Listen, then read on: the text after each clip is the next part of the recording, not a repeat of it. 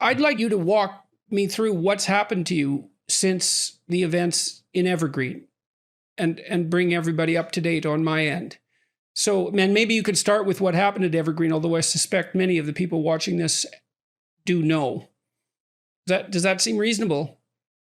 Sure. Yeah, we can start there. I think we should probably err in the direction of being sparse with the details and see where it leads us. Yep.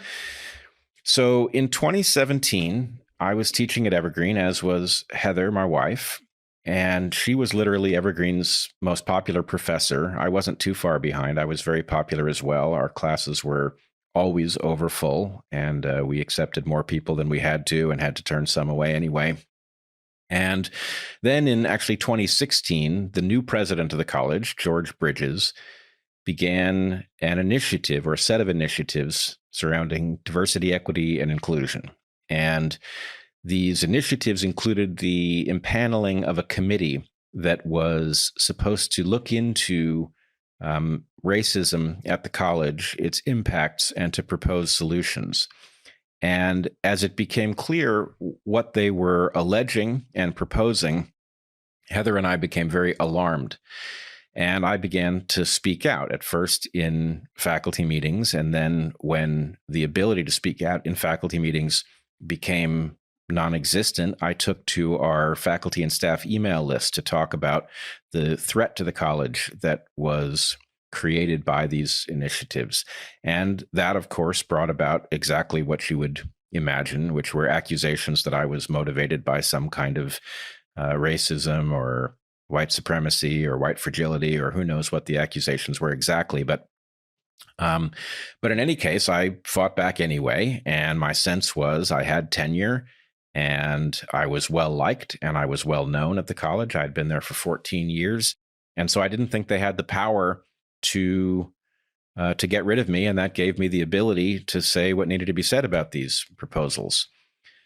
Well, the upshot is that ultimately protesters, 50 students that I had never met, showed up at my classroom, accused me of racism, demanded that I either be fired or resign.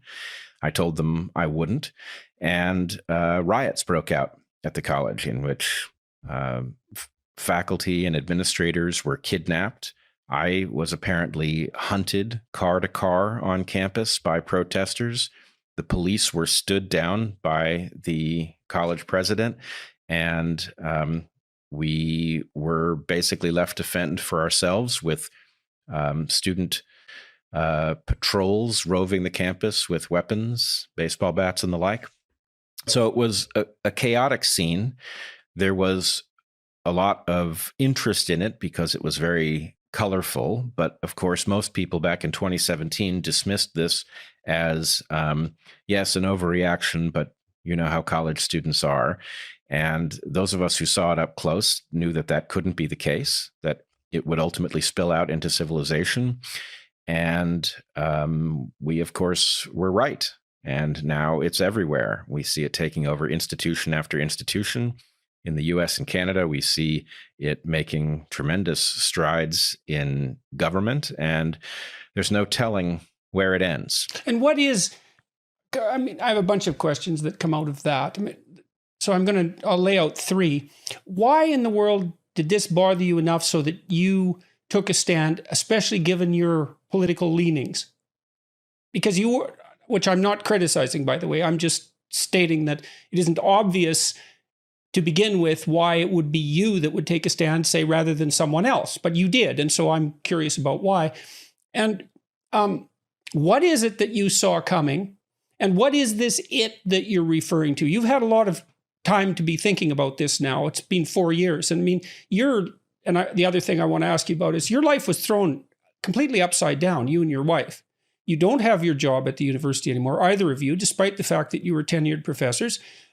It's not an easy thing to get another toehold in academia once you've been a tenured professor somewhere, especially if you've gone through what you went through, because no hiring committee anywhere is going to give you any consideration once you've been tarred by scandal, regardless of what your role in it was. They're far too conservative to ever do anything like that. And so, okay, so I don't know if I can remember the order in which I asked those questions, but I think the first one was, why in the world were you compelled to object? And what is it that you were objecting to, do you think? Well, it's a funny question for you to pose to me, because I have the feeling that the answer will be entirely native to you. I literally don't believe I had any choice. People frequently ask me why I stood up, and my sense is, if I think through the alternative, I simply can't live with it. I can't sleep. Yeah, right? but that doesn't seem to bother most people. So I don't get that. Well, like, why you? Well, right. I mean, I guess that's the thing I'm discovering. So you alluded to my political leanings, and you and I both know what you mean by that. I'm a liberal, and I describe myself sometimes as a reluctant radical. By that, I mean that I believe we must engage in radical change if we are to survive as a species. But I also know that radical change is very dangerous. And so it's not like, I find most people who would call themselves radicals feel like radical change is always called for. And I don't. My sense is, I hope to see change that makes civilization good enough that I get to be a conservative, that I get to say, actually, we're doing so well that we have no choice but to preserve this. If we try to improve it, we'll mess it up. That's where I want to go.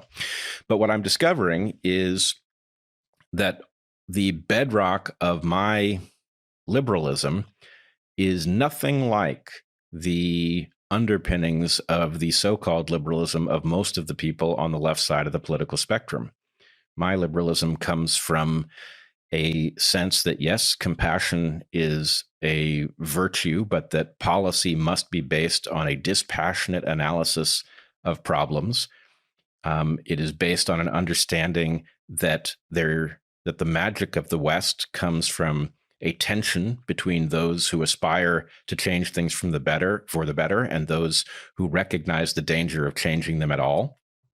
And so in any case, I think the short answer is, we look around the world and everybody makes arguments that sound as if they come from first principles, but most people do not arrive at conclusions from first principles.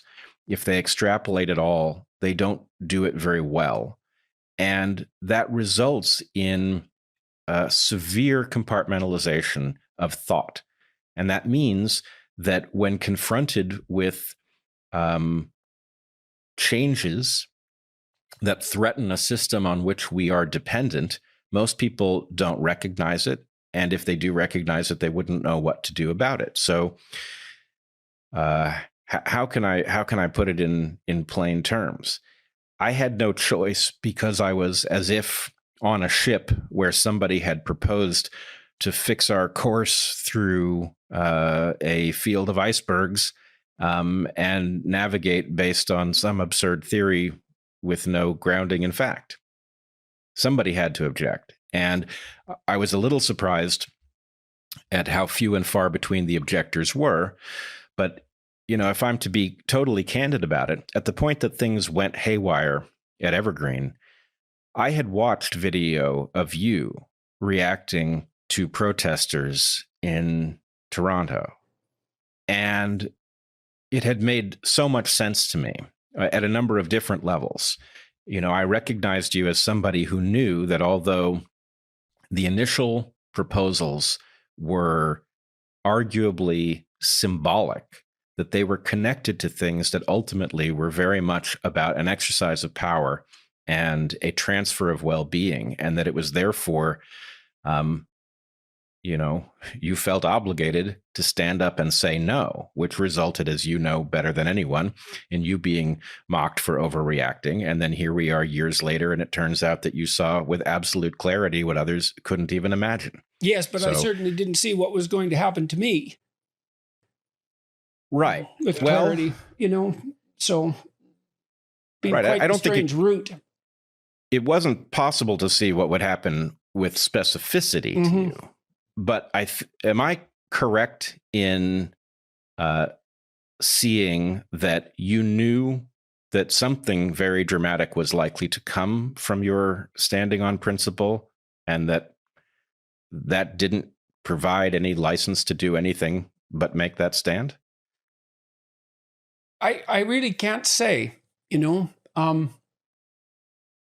It's a while ago now, so that's part of it. But so much has happened to me that's been so strange in the last 4 years that I have a very difficult time making any sense of it. I can't even really think about, especially the last 2 years, I can't really think about them in any consistent and comprehensive way. I mean, my family situation has been so catastrophic, and my illness and my wife's illness, it's just been, although she recovered completely, thank God, it's just been so utterly catastrophic that my thinking about it is unbelievably fragmented. And I'm struck dumb still to some degree by all of what emerged as a consequence of me making the first videos that I made. You know, I went downstairs, talked to my wife and my son. My son was living at home at that time, temporarily. And I said, this piece of legislation is really bothering me because it calls for compelled speech. And I looked at the background documents and something wasn't right. And I said, I need to say something about it. They said, well, go for it. You know, we'll see what happens. And all hell broke loose, and continues to break loose for that matter, which is one of the things that's so bloody strange about it, is it doesn't seem to end. And I would have thought when it first started, I thought, oh, well, you know, I'd be a flash in the pan for a week or something, or 2 weeks or a month or 6 months or a year or 2 years, but it doesn't stop. And I really can't understand that. It's beyond my comprehension. Now, I guess it's partly because I continue to communicate my thoughts to some degree, even talking to mainstream media people, although increasingly less, and perhaps not at all from here on in. I mean, I had an interview with the London Times 2 weeks ago, 3 weeks ago, it was published. And, you know, it was just another complete, absolute bloody nightmare for my family, my daughter in particular, because they took her to task in an extraordinarily nasty way. And, you know, and the journalist who did the interview was completely, you couldn't invent her. You know, not only the way she was so deceitful in what she did, but I learned more about her background afterward as a consequence of another journalist who wrote about her. And, you know, she's a very singular person, to say the least. And so I did feel at the time, like you did, I guess, that I was more afraid of not speaking than I was afraid of speaking. And I have something against being told what to say. It's like, I'll pay the price for what I have to say. I'm not going to pay the price to say what you want me to say. You go say it yourself and see what the hell happens. And, you know, maybe that's just a kind of incomprehensible stubbornness in some sense. Although I think I did see I did see the beginnings of what has unfolded since then, although I can't even really put my finger on what it is that's happening. So, well, I wonder a little bit about, you know, in some ways, you know, there's nothing good about why you were absent from the scene. But there may be something good about your having not been there for every moment of it and being able to come back to the discussion with something like fresh eyes, because a lot of this is developmental. And, you know, you say you're surprised that that this is continuing. And I must say, I'm having the same experience. I feel like I was picked up, you know, my whole family was picked up by a tornado and we haven't been put down. And, you know, I sort of feel like we were joined in the tornado during 2020. It was such a crazy year that a lot of people whose lives were continuing in some normal fashion are suddenly aware that things are wildly off kilter. And so what was it like going to teach at Grace Church School? Well, it was really nice because, you know, I was used to a corporate environment, I guess. You know, because of my time that I had done in a previous job at HBO. I was a technical manager. It was a whole other career. And, I was very concerned that I reported to the right people, or, what's the org structure, and they were just like, well, just, you have colleagues and you can discuss things with them, and we're not going to make you do anything. You can talk to us. It's a very friendly environment. I mean, there were serious expectations, like, and everyone took their jobs very seriously, but there really was a sense of belonging and community. That was very welcoming, actually, and very energizing, I will say, because I wasn't used to that. I didn't expect it. And so I would remain aloof from it, at the beginning, like, what are these people? Why are they always smiling at me? Like, what's going on? Like, I don't know why. But gradually you loosen up, and it was kind of corny, but I would kind of go along with it. And it's a good kind of corny. Yeah. And it did actually, I warmed up a little bit. I did feel like I was a part of things, and I was able to sort of transmit that to others too. And so what happened over time? It was a very gradual change that, I would say, well, within the first 3 years, one of the tenets of our school was that every employee and every faculty and staff member had to attend a seminar called Undoing Racism. Mm-hmm. That was your HR department, was it, or who Yeah, instituted it was. that It was it was a mandate from the dean of faculty at the time, and that was a requirement. Yeah, Mm-hmm. And so I went to that, and that was a very interesting experience. It's hard to what would you say, refuse a call to anti-racism. Sure. Who would do that? What kind of monster? Yeah. And I went into it, and I actually felt energized, and I was converted. I had a sort of, I am white and I'm privileged, and you're right, we need to take care of this. And there were people in a circle, and people of all different races and backgrounds, and it was facilitated. And, later I looked back on it, and I realized sort of how they did it. They did it in a very interesting, seductive way. And what way was that? Well, as I recall, they started out, well, it was sort of two parts. The first part was the history since, the slave ships landed on American soil, and then throughout time leading up to the present. And then they focused, for the second half of the session, they focused on, how to help a community that has been shaped by all of this. And very early in the session, they said, we want you to withhold any judgment of anyone's choice or agency. Anyone, any of, the minority Black populations that we're talking about here. We want you to simply bracket or put, withhold any analysis of the choices that people make, because that will often lead to a misunderstanding or insensitivity towards what's happening. So why do you focus on that specifically, that issue specifically? Well, because it was as they retold the history, and as they talk about the present circumstances, they never actually revisited that. So you're constantly focused on the oppressed population in terms of what is acting upon it, acting upon those individuals.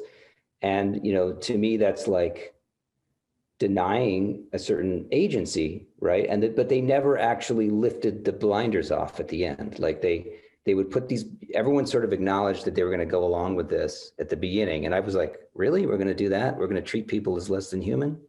Well, okay, it must be like a temporary thing. And why did you see that as treating them as less than human? I mean, I presume that the people on the other side of the fence would say, well, we're all caught like corks on the sea in the throes of vast social movements over which we have little or no control. And who are you to cast judgment on people who have been relatively deprived in that regard compared to you? It's possible to make a fairly stringent moral case that that's the appropriate mode of behavior, but there was something in you that objected to that, and you remember that now. Yeah. Despite the fact that you said that you were energized by this and pulled in by it. And why do you think it caught you as well? Well, it was a social thing, right? It's the people in a circle, and people are talking about their experiences, and people are saying, as a Black person, this has happened to me. And at one point they actually, and it's empathy, right? You care about people. You feel, if you're sitting face to face with someone, of course I'm going to be sympathetic and empathetic, and people are narrating. But the problem, I think, is generalizing that to groups, and getting you to make a different set of assumptions about those groups based on a sort of selective way that the empathy is leveraged, I would say. Well, there's also the implicit, what would you say, the implicit perceptual and categorical structure that comes along with it, which is the a priori assumption that the appropriate classification for human beings is by group. Yeah. And that's so implicit, but so pervasive that it, in some sense, never needs to be stated. And as soon as you assume that the group level is the appropriate level, then you're bound to minimize or even forbid discussion of such things as individual agency. So tell us about the blog. When did you start writing your blog? In July 2019. And why did you start to do that? I mean, you have your research career, you're an undergraduate, or you're a teacher as well. You're working in the community, you have a full life. What compelled you to start a blog? I love to write, and I think it's a reflex that I have from war. So I used to write my diary in Arabic and in French, and I have them with me. They came with me in a box and went across 3 provinces. So I love to write. So in July 2019, I didn't have the chance maybe to say what I wanted to say on a platform. So I decided to have my own blog and just write for the pleasure of writing. I write about Lebanon, maybe half of the time. I write about Canada, Quebec, here. I just write and express views in relation to what is happening in Canada and in the world. And I think I'm seeing something very worrisome, and maybe that's part of why maybe I'm writing, because I'm seeing that we are in times where we can't talk about things. Well, look what's happening in my story. Like people are afraid. They may think things when they are at home privately, but they may not express them publicly, or maybe because of, political correctness or whatever. I'm not that type of person. Like what I write, or Bambi, the name of the person writing, is actually the meaning of my first name, Rima. It means a little deer in Arabic, and Bambi is that deer. So Bambi's afkar are Bambi's thoughts. So what I write is actually whom I am, what my own thoughts privately and on that blog. I sometimes write maybe, personal things about birthdays of loved ones or whatever. It's a blog, right? So that's it. And what kind of audience does your blog have? Well, at first I thought it had maybe 10 people. Maybe first myself, I was writing for myself, but I thought family members. And then when that story happened, for once I searched. I usually don't have the time to do that. And I thought it was like really getting 2,000 on one day. And then I don't know, another day I checked 500, something like that. I thought, oh my goodness, I was really thinking, I'm writing, amusing during the pandemic, my in-laws or my parents sometimes with some issues, or writing about the Beirut explosion. I interviewed friends about what they are going through with the financial crisis, things like that. Right. So it had expanded beyond the small number of people that you had assumed were reading it. Absolutely. Exactly what happened to you. So you were living what I would presume was a pretty comfortable and happy life, as you've described, being a teacher and a researcher. You spun off this blog on the side. And then what happened? One day you were notified by the university. Tell us exactly the story. I can tell you, but I want to say, yes, I'm extremely happy, even in the pandemic, even despite the Beirut explosion and everything. I'm finding my ways of, living, coping. New Brunswick is amazing, all Canada, but we're also lucky to be in the semi-rural areas where even the pandemic did not hit us as hard as Toronto or bigger places in Montreal. So in that sense, I was all okay until that February 22nd, where I can tell you that story because it's my story, that's my part. So, and it's in the media actually. I was having symptoms of actually like COVID-19. I wasn't sure, and I was very, very, very sick. I usually run fast and jump and go on the stairs, and I couldn't take the stairs. I would stop, couldn't breathe.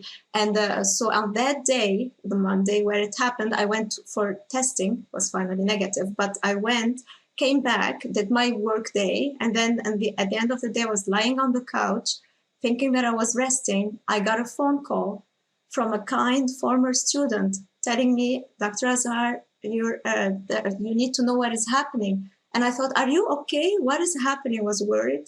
And he said, no, I'm fine. You are in trouble, in big trouble. So the story started in the social media. I'm not on social media myself. So for me, I chose that blog because it's what suits my personality, what I, writing and having enough space to write. And so anyways, I enjoy reading social media and I do, but I'm not on it. So I read quickly and I thought, okay, it was there. And this was on Twitter? This was all happening on Twitter? On Twitter. Or where was it? On Twitter. I don't know if it was happening on elsewhere as a Facebook, I guess, but I saw the Twitter myself. And then an email got out of the university publicly. So not on Twitter, on Facebook, or the public channels of the university saying, it's public. So I'm not saying what is not public. Trigger warning, that blog, we dissociate ourselves from it and encouraging complaints. Okay, so what were people saying on Twitter, and who was it that was saying it, and how many of them were there? Do you know? A lot, and like it was a big thing on social media. And there has been also at one point, a threat of violence on social media and things like that. So it was then, I don't want to forget that part, when there were 3 student organizations asked for my removal from my position at my university, and also affiliations elsewhere, like University of New Brunswick, Université de Moncton as well. So it got really okay, big. So I want to zero in on this. So there's some students primarily on social media, on Twitter primarily, and they're complaining about your blog. Yes. And they're students who are part of student organizations. And then the student organizations themselves, 3 of them, are contacting the people that you're working for or with, suggesting that you're not the sort of person they should be associating with and asking for your removal. Exactly. Now, you said there were lots of students doing this. And I'd like to get an estimate of something like a number. So does a lot mean 500 or does it mean 5? So in between, maybe. I don't know precisely the answer. But well, the reason I'm asking is because one of the things I'm curious about is just how many people have to complain before complaints are taken with some degree of seriousness. Now, I've dealt with ethics boards, for example, at my own university, and they have a policy that every complaint should be investigated thoroughly. And I'm not very fond of that policy, particularly because there are a lot of people who cause a fair bit of trouble for absolutely no reason. And it seems to me that complaints need to pass something approximating a reasonable threshold before they're dealt with, let's say, seriously. And so, it's striking when you're talking about this that you don't know how many people actually came after you, because they came after you on social media. And it's certainly not in the hundreds. It's unlikely to be, and correct me if I'm wrong, it's unlikely to be in the dozens. Is it 10? Is it 15? And were they students who were actually in your classes, or were they just people who read your blog? And what were they objecting to in your blog exactly? What did you say that was in principle, or do you even know what it is that they're upset about? What I've read is that you made some claim that Canada wasn't systemically racist, that wasn't the right way of looking at the country. And and to me, that means now, is that the case now that at a university, if I stand up and say that I don't believe that the lens of systemic racism is the proper way to analyze Canada, especially compared to other countries, that now I'm so reprehensible that I deserve to be suspended if a couple of people object? Is that the situation that we're looking at? Or am I being too hard on the university? Well, I think it's hard to answer that question. So I know. the numbers that I know of now, I know them because of what happened and how many people. But before, I didn't know anything. I personally found it amazing that my university, my employer that I love and respect, did not call me to tell me what was happening. That I learned it in that. Did your union? My union is doing what needs to be done, and I'm very grateful. But I didn't know about that. I knew it. That's how I knew it. And then after that first call, friends from Nova Scotia, Amherst, Nova Scotia, called, hearing in the news and the radio. It was all everywhere. I have to admit, I may be wrong, but there may have been a flavor for that during that month. So like it was. Like my story was sort of a scapegoat for something that is much bigger than a deer, a simple deer, a silly deer. Sometimes we're not allowed to write serious things or silly things or be wrong or change our mind. So what precisely, I don't know, but I personally am allergic to identity politics given my background. So I may have written things about that or about, it's hard to tell. But you're still not sure. You're still not sure what it is that, okay, so you're not sure exactly who you offended or how many of them there are, and you're not exactly sure why you offended them. And you're so unsure that what you say is that as far as you're concerned, you can't safely write down what you think, despite the fact that you have your opinions, given where you came from, given the fact that you've immigrated here, that you can take a look at Canada from the perspective of an insider and an outsider. You're not sure what your crime is. No, but now because it's in the media, I can talk to that. It's not that I'm not respecting the confidentiality of the process of the investigation report. It's in the media. There is an allegation. Well, you get the chance to defend yourself. In any case, I mean, you've been suspended, correct? Yes. In the fall. Okay, and you said your university didn't even call you when all this blew up, and which is typical in my experience of the way institutions are reacting to this sort of thing. So an unnamed number of students made comments that you have used that are in some sense reprehensible, even though you don't know what they are. And the response of your university, despite the fact that you have tenure, that you're an accomplished scientist, that you're a popular undergraduate researcher, that you have tenure, the response of your university was to not call you, but suspend you for the fall, pending an investigation. An investigation into what exactly? Have they told you what you did wrong? Of course, I saw those complaints I can tell you, I think that part I can say it, is most of them are related to the blog, and that's fine. People have the right not to like what you say, what I say, what anyone else is saying, that's fine. But when we get into false allegations, it's a different story. There's also a difference between having the right not to like what you say on your blog and aggregating behind your back and conspiring to contact all your employers and to insist that you be removed because you're reprehensible and hypothetically a danger to the, let's say, the safety of students, and to have you removed from your position and have your reputation dragged through the mud and have you exposed in the media. I mean, that's not merely not liking what you said. That's an all-out attack. And it's amazing to me that this handful of students, an unspecified number, has the power to move the administration to produce such a dramatic response.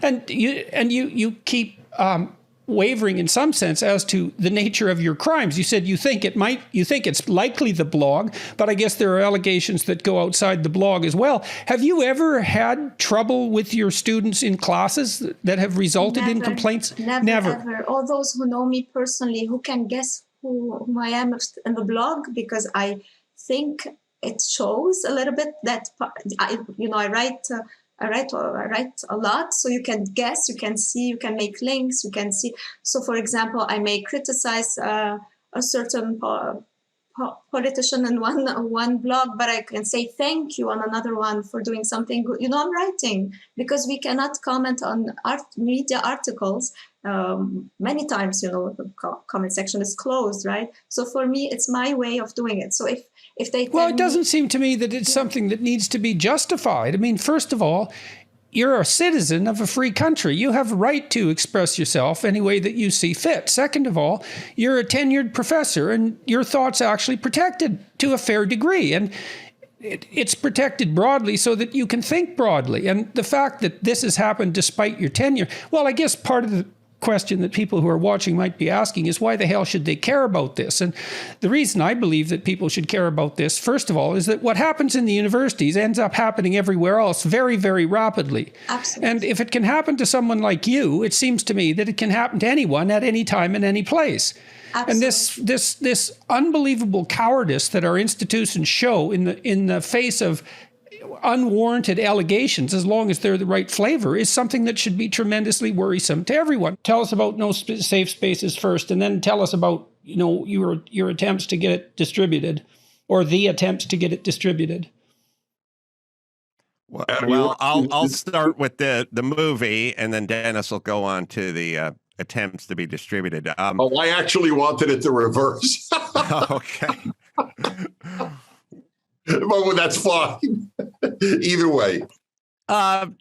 Dennis and I are very different. We have very different backgrounds, but we do have common sense in common. And I have found more and more, and I'm assuming you guys feel the same way, which is just finding someone with common sense seems to trump all the other characteristics that we're constantly talking about, what region you're born in, or who your team is, or what color your skin is.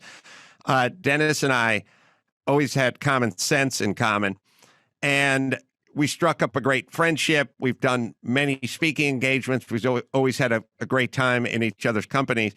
And so when the producers came to us with this idea, I immediately jumped at it just because it selfishly seemed like we could spend a lot of time together talking about a subject that we're both pretty passionate about, which is free speech. And since the time we made this movie, I feel like things have gotten much worse. I think the movie was a bit ahead of its time in terms of what it is, the subject matter. And now I feel like in just the 3 or 4 years since we started, this free speech issue has gone into overdrive. Go ahead, Dennis. Yeah, a word on the movie and then a word on the distribution. I've said from the beginning, and I'm neither arrogant nor humble. I just pretty much try to see myself in life objectively. And I have said, this is a great movie, and it's not a great movie because I'm in it. Might be a great movie because Adam is in it, but the truth is it's a great movie. And Adam and I happen to be the quote unquote stars, but that's not the point of the movie. I have watched this about 5 times. I have the attention span of a child. And so for something to keep me riveted 5 times, speaks immensely about it. It truly is an important movie. It's more important today even than when it was made, about free speech, and it's got movies within the movies. And anyway, people should see it. I'd like to point out too, just as an advertisement of sorts, there's a Canadian equivalent to that movie called Better Left Unsaid that has faced the same sort of distribution problems that you guys have faced. And it focuses on issues that are more germane to Canada, although also relevant to the US. And so, they deserve a note. They deserve a mention. No, so I'm glad you pointed out. I happen to think that things are worse in Canada than in the US. But that's an interesting discussion for either another time or later on today. So what was your impetus for making, I'm in the movie, so everyone knows. Let me just talk about the distribution. Netflix, yes. Netflix refused to distribute it, to stream it, which is incredible given how popular the movie is. Okay, so make a case for that. Like why, okay, so Netflix should have been incentivized as far as you're concerned by the fact that the movie was economically successful. And there are other streaming agencies too online that are fairly powerful. So Amazon, et cetera. Have you had any interest from any of the streaming agencies? Yeah, well, it's interesting. I don't know I'll look up the Amazon question. I know that Walmart doesn't sell it in its stores. They had the same thing. All you need really in at Netflix or Walmart or any of these is one or two people who are woke to tell, we can't do this. We're going to get a bad name. And then, what is it to Netflix not to listen to somebody who says, oh, Dennis Prager. We know for a fact that it was my name that was the trigger, which is an interesting thing, which one day would be fascinating to discuss. Because whenever my name is raised as this bugaboo, I always say, well, can you say anything in 35 years of broadcasting, 10 books, literally 1,000 columns on the internet, plus tens of thousands of hours of the radio recorded? Say one thing that I have ever said that strikes you as extreme. And so there's never an example. There's literally never. The New York Times did a piece on me. They couldn't find one sentence. They made up something, in fact. They said Prager suggested, and I always tell people, if they don't say said, don't believe the line. Suggested is the New York Times, not what I said. And then they had no quotes. But anyway. I've had the same experience, Dennis. I have hundreds of hours of. Of course you have. I know that. I can't find a thing you've ever said that isn't ennobling. I love your work. I wrote the introduction to your biography. I had this experience as well, and then I have another thought, which is I got into a lot of trouble and I got out of favor with critics because it was widely said that Adam Carolla said women weren't funny. Now, this is perfect, and you guys have experienced a version of this. I did an interview years ago. And the person said at the end, who's funnier, men or women? And I said, well, I think men are. I think it's based on them trying to have sex, essentially. So they had to exercise that muscle a little bit. But I know many female comedians that are funnier than any guy I ever went to high school with. That then turned into Adam Carolla said women weren't funny. And then they just ran with it. And that's up there with look, it's pretty credible what you say, because my sense is that there's been a couple of things I've said that have been blown up in the press, and they were exaggerations of the sort that you're describing, taken out of context.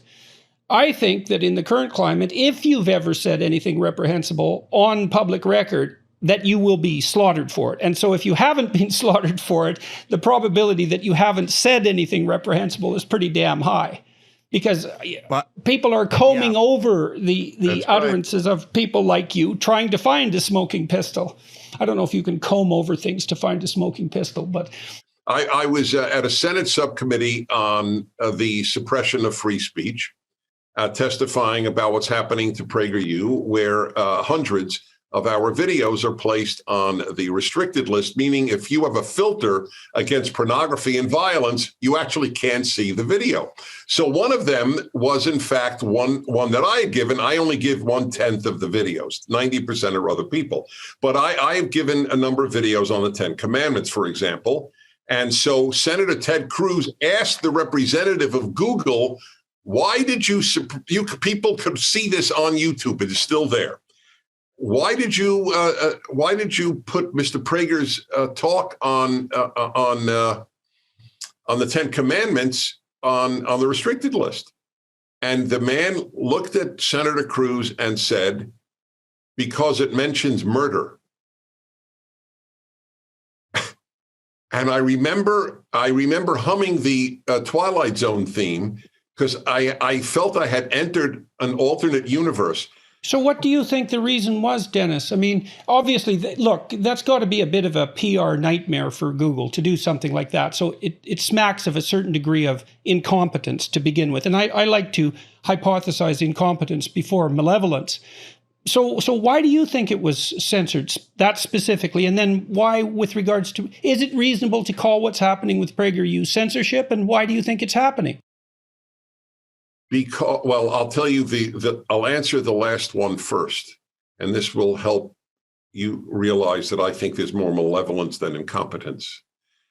there is never an instance in the history of the world, and this is my field of study since I was in graduate school at Columbia. That's why I studied Russian, was to read Pravda and visit the Soviet Union on multiple occasions and other communist countries. There is no instance in world history that is since the Russian Revolution of the left gaining power and not suppressing speech. Liberals are for free speech. Conservatives are for free speech. The left has never been for free speech. Okay, so let me ask you a clarifying question there, all right? Because, I'm a Canadian, and I suppose, along with the Scandinavian countries, we're tilted a fair degree to the left compared to the US. And so, freedom of speech is in reasonable shape in our countries, those countries that I mentioned. And so when you talk about the left, tell me more specifically what you mean and how you would define that particular because you're not talking about the Democrats per se, I can't imagine, or perhaps you are. The Democrats used to be, I was a Democrat.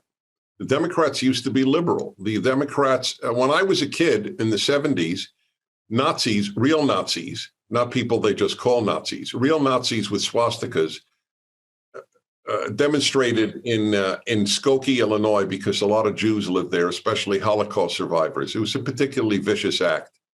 And Jewish groups, the ACLU, liberal groups, the Democratic Party, all defended their right, because in America, anybody could say anything except yell fire in a crowded theater. That is no longer the position. You look. Why did you get in trouble? And I've wondered about that for a long time. Okay, so if you're wondering, I'm not. You said something the left didn't like, that you were not going to be told by the government what pronoun you will use. We need institutions that we can respect and that hold up the standards that have made them what they are. And if they fold, well, how can you expect normal people, say, not to be cowed and intimidated by the same tactics? Absolutely. Actually, there were two other episodes on my mind, one of which sort of confirmed my theory about what was happening in your case, the other of which suggested different sorts of motivations. So one of them was a case that occurred around the same time as yours, which was a case of a research fellow at St Edmund's College here in Cambridge, who was doing research. He was a sociologist, a very well-known, respectable sociologist. He'd had his work profiled in The Economist, in top journals. He was fired because there was a mob protesting about his associations, conferences he'd been to, journals that he published in which other people that they found distasteful had published in, and so on. Again, he'd done or said nothing illegal. That was one case, which again, I think illustrates the sorts of pressures that I think were being brought to bear. And what were the topics for that? The topics of race and intelligence. Yes. Well, the intelligence literature is rough. That's for sure. The whole thing was so chilling, Jordan, because it was decided by an inquiry that was kept secret. Nobody's going to know what the evidence was in this inquiry. So the whole thing was terrifying. The other case was slightly different. So there was another case that concerned me, which was a case where it was an event for the Palestinian Society, where there was a chair from that society, which the university threatened to shut down because they were worried that the chair might be an extremist or something. She wasn't at all. She was a respectable academic from SOAS, and the university imposed its own chair on that. Now that was slightly different because that was responding to another threat of free speech, which is the government's legislation on prevent and anti-terrorism. But those three events were sort of coalescing in my mind around the time that I tried to change the university's free speech policy. Okay, so let's talk about the change in the free speech policy. What changes did you propose? And then it took a couple of years, as I understand, to really get this through. And I also understand from James that it wasn't that easy to get people to speak in favor of your proposal, but that it was passed, and we need to go into that, by an overwhelming majority of the people who were concerned and able to legislate such things, so to speak, for the university. Yeah, so I can take you through that. What happened was this was around actually March 2020, so about a year after your case, and the university had decided that it was going to put through a new freedom of speech policy. This was obviously at a time when everyone had other things on their mind, at least in Britain, in March 2020. They didn't offer a vote on it. They just wanted to put it straight through. And it was a policy which I found concerning, especially in light of these incidents. One part of it was that it said that we have a right to free speech, but we must always exercise respect for other people's identities and opinions. Now, that might seem innocuous, but of course, the word respect being so vague can be interpreted. It doesn't seem innocuous to me. Indeed. I mean, it seems terrible because it just removes the first part of protection for free speech. I mean, if you have to be cautious about other people's opinions, much less their identity, well, we should reverse that. Their identity, much less their opinions, is, well, who decides when that's respectful and what? Yeah, it's just weasel words, that. Exactly. And the bit about identities, I bet they had you in mind when they were saying that, actually. But whenever anyone says, I believe in free speech, but, that's a good sign to me that they don't believe in free speech. And that was the impression that this policy gave off. Other parts of the policy, which may not have been directly explicitly new, but which certainly brought you and those other cases, for instance, the Palestinian Society, to mind, were rules which said that the university could stop speaker events if they thought they were threatening the welfare of students. Notice now welfare is undefined and could be interpreted broadly, and indeed allow the university to stop events under pretty much any circumstances that they like, speaker events, for instance. So that was the proposed policy in March 2020. Why did that bother you so much? I mean, you're pretty young and starting your academic career in many ways. Maybe I'm wrong about that, but it's a hell of a thing to take on, and it's not without its risks. And I'm always curious about people's motives. It's like there's lots of professors at Cambridge. Why do you think this was your problem? Well, you flatter me about being young, but I will say that I guess there were two things. One of them was philosophical, and one was more to do with the nature of the job. So philosophically speaking, my basic philosophical position is what you might call classical liberal. So my basic value is individual liberty. I would, in terms of what I do in my political engagement, even my professional engagement to some extent, that's the ultimate and most important value. So for me, it really touched a nerve. It touched something that was the core of my identity, if you want to use that appalling word. The other aspect, which I said was professional, was simply to do with something I alluded to earlier, which was, what is this job for? It's part of your duty as an academic, I would have thought. Academics are normally cautious, as they should be, but the one thing that they shouldn't be cautious about is defending the ultimate purpose of the academy, and that cannot be pursued without free speech and without the ability to question freely beliefs that are held by the majority, also beliefs that are held by minorities, and without worrying about who you're going to offend, who's going to be hurt by your words, especially in a subject like philosophy, and I dare say in a subject like yours, and certainly in a subject like James's. You can't have free discussion if every time you talk about something, you're frightened that you're going to offend the other person and then they might report you and you might get in trouble. I can't do my job. I don't expect James can. I don't expect you can if discussion is curtailed in that way. So no scientists can, because that freedom of inquiry and the freedom to upset traditional truths, let's say, well, in a really fundamental sense, that's what science is all about. And as let's say, a creative scientist, you're always working against what's established, because otherwise what you discovered wouldn't be new. And you're always going to be facing people who are upset for one reason or another by your hypotheses and your research. So it's not a side issue here. It's crucial to the academy as such. Yeah, absolutely. It's absolutely. But that still doesn't explain why you made it your problem, say, when so many people were perfectly willing to remain silent. Well, one thing I would say was that I was slightly surprised when I wrote. So after the university's policy came out, there was a discussion. What's called a discussion in Cambridge University really means that you write a paper and it's published in the university magazine. And so I sent a short paper off proposing some changes to these policies and stating my objections. And I had expected, this being Cambridge University, that many other people would do the same. Because I didn't think I was alone in being concerned about this. Nobody else did. So that was the first point at which I realized. So there was no real bravery on my part, because I had expected at that point that a lot of other people would be jumping in. Nobody did. So that was the point at which I realized that I was perhaps more isolated than I'd expected. To go back to your question about motivations, I mean, I don't know what more I can tell you. I mean, these are things that matter to me. I don't really care if anyone else is doing it or not. And did you face any trouble? So you voiced your opinion and you wanted to modify this this document, which had, let's say, politically correct underpinnings. And did it cause grief for you? Were people outraged by what you said, or did things proceed as a matter of course? Well, it was interesting. So some people wrote to me. In fact, quite a few people wrote to me at the time saying that they agreed with my concerns, which sort of made it even more surprising that nobody had actually said so in public. Some people wrote to me saying they agreed with my concerns but weren't willing to say anything in public.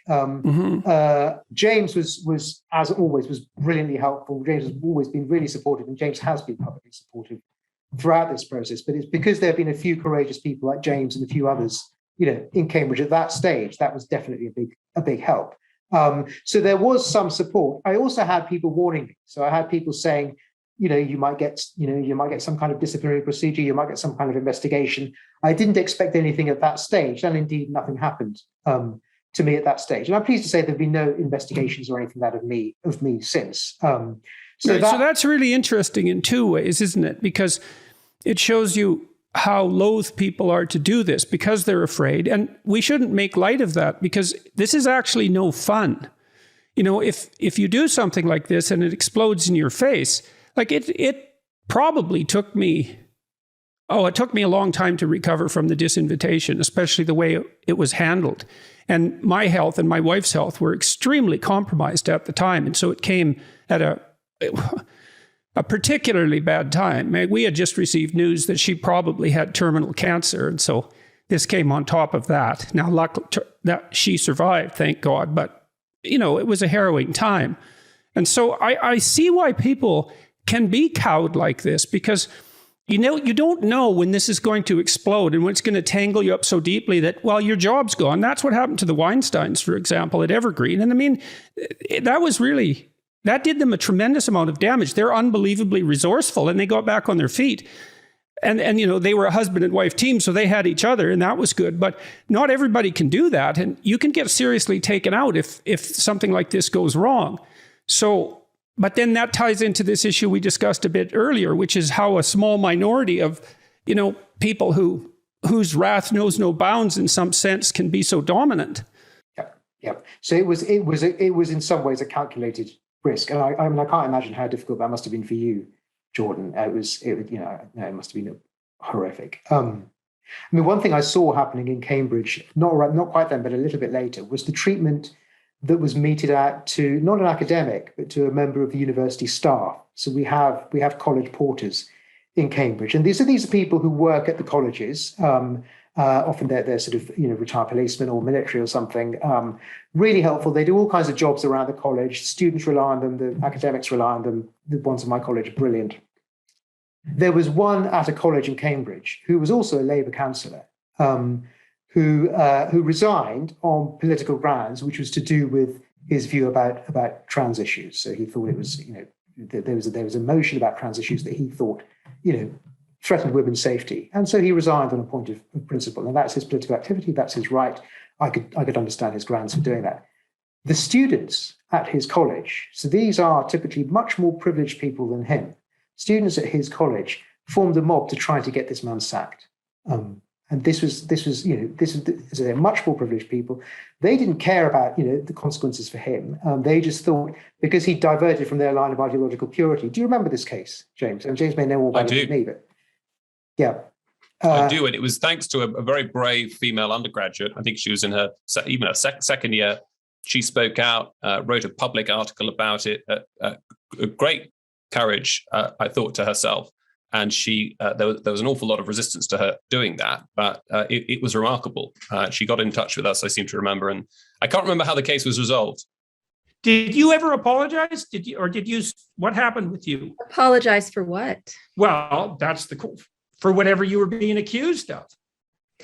I never apologized for refusing to comply with my university's mandate. Mm-hmm. I never apologized for speaking publicly about it. I never have and won't apologize for continuing to try to have discussions about the truth. That doesn't mean that I or who I'm talking with will always get it right. Surely we'll make mistakes. Everyone makes mistakes. The truth isn't a set of facts. The truth is an approach to discussion. That's what Joe Rogan's so good at. That's why he's so popular. It's not because Joe knows the truth. It's because he acts out the truth in his speech and his actions. Yeah. So, yeah, that's a whole different thing. Whole different thing. Well, Solzhenitsyn was convinced that a totalitarian state could not exist unless everyone was participating in the lie, and that the most potent anti-authoritarian action is to tell the truth. And that means to say something when you have something to say, because not because you're brave, but because the alternative is worse. Yeah, that's. And it was Orwell. It's so Yeah. interesting to me that it was Orwell that opened your eyes to that. I mean, it makes perfect sense, but it's still really something. Yeah, I know. It's like that book. I think that's when I realized, oh, everybody was responsible. And that's when I started thinking about speaking out. That's when you started thinking about speaking out. Yeah. I see. And so you made a conscious decision at that point. Yeah. I knew Why? Because I knew the price of silence. Because like that was a price we were paying, right? Like not even knowing. Like that's the thing, like when people say, like, why no revolutions? Like, because we don't know we are slaves in North Korea. How do you fight to be free when you don't know you're a slave? And that's a different thing. Like the fact that my people don't even know they're oppressed, that's the thing. Like what carries me to this point about my father is not like of course I would be grateful he ever lived in freedom even one day.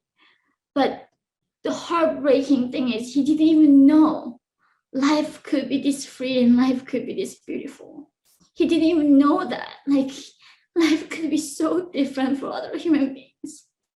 I just wish he knew before he goes, so he doesn't remember this life so hard, is filled with the sadness, And that's the thing with North Koreans, we are talking a different degree of oppression. They don't even know life can be this way. And yeah, so that was my time of understanding what happened and started believing in this freedom.